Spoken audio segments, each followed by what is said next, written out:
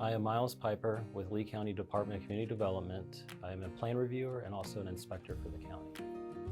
The 50% rule is regulated by FEMA, and we support it through our building department by issuing permits.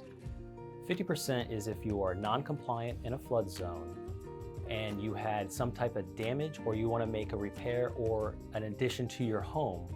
You have to adhere by only using 50% of your home's value towards making those changes to your home in your permit's value.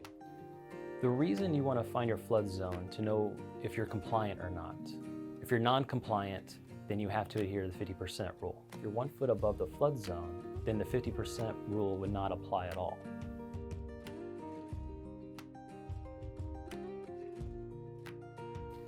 You'd go to our website and go to the resident information tool, and that's how you're going to find your flood zone. So if you're in an A zone, coastal A or V zone, there'll be different requirements to make your house compliant. An X zone, there are no flood regulations involved. Then most stringent would be a V zone, which the lowest horizontal member must be 1 foot above the flood zone.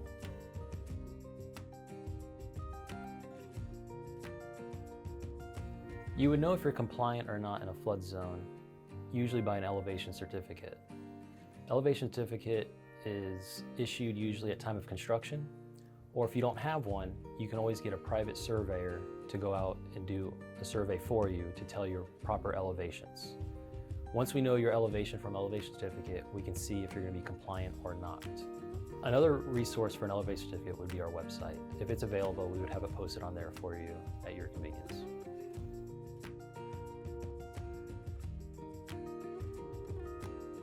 FEMA has a flood zone, and per Florida building code, we add 1 foot of freeboard. If you're not above that freeboard, you will not be compliant.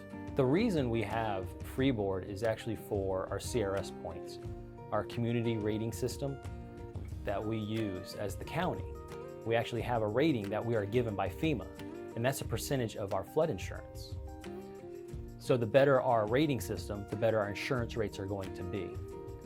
Freeboard is part of the CRS, part of the community rating system. So by adding the 1 foot of freeboard helps our rating system.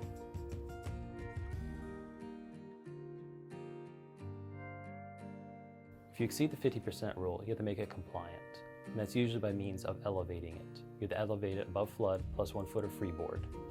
You can elevate it by lifting the foundation or placing the home on some type of columns or piers or stilts. There's many ways of doing it.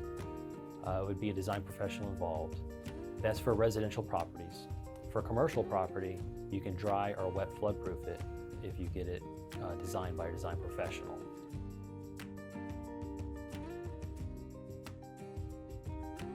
If you're compliant, there's no limitations on the type of permit or how many permits you want to pull for your resident or commercial property or anything you want to construct in Lee County.